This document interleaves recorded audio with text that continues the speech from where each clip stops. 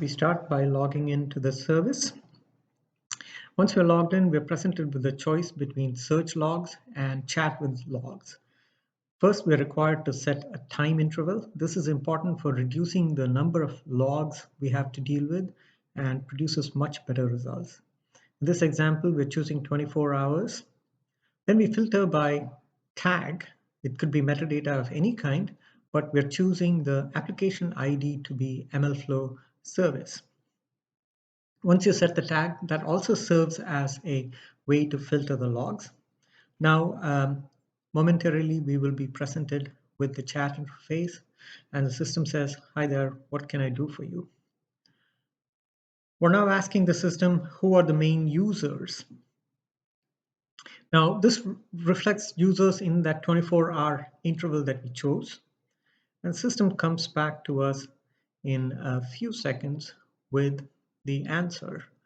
The answer is Pamela Dudley and Sharon Carr. We can ask more questions now, naturally. The question we're asking is, what kind of activity did Pamela do?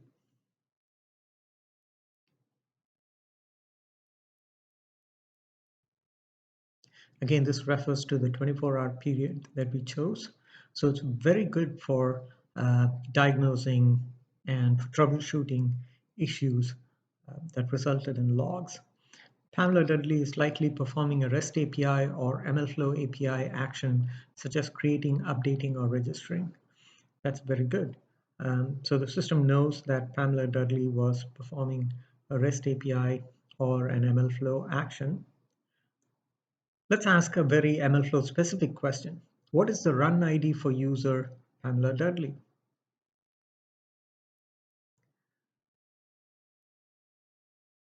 And the system comes back with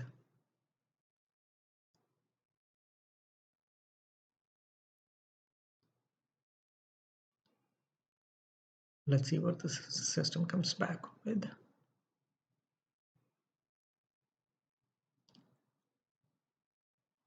It comes back with a run ID 20-168 something something. This is very good. Now we have some place to go look at to see what problems were encountered. Next question is there a cache miss for requests performed by user Pamela Dudley? This is a great way to diagnose errors if you have caching problems or something that happened to have triggered at that point in time. Let's see what the system says. No, there was not a cache miss for requests performed by Pamela Dudley. The information provided indicates that the request was successful, and the response metadata indicates that the request was successful. Great. Now here's another very interesting question. What is the artifact location for user Pamela Dudley? Again, for troubleshooting and diagnosing issues, this is so much more convenient than browsing and clicking several things. What is the MLflow artifact location for user Pamela Dudley?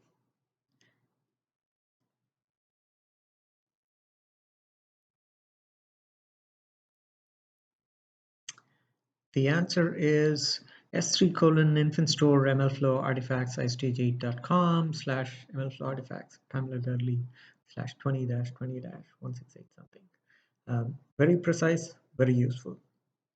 What is the CloudWatch URL for the logs?